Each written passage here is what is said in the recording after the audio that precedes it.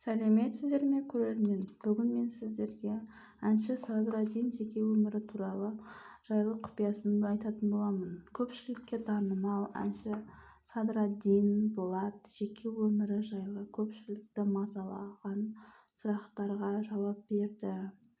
Әнші Қызық лайф бағдарламасына келіп жүргенін және де оның жүрегін жаулаған аруды әлі таппағанын айтты деп жазды. Қыз пайда болмады менде уақыт жоқ. Былай қарасам бір жыл өтті. Өйткені шығармашылықпен айналысып жатырмын. Бірінші концерт, тур, альбом алдымен демаламыз, өзіміз асықпай тұрамыз деп бөлісті.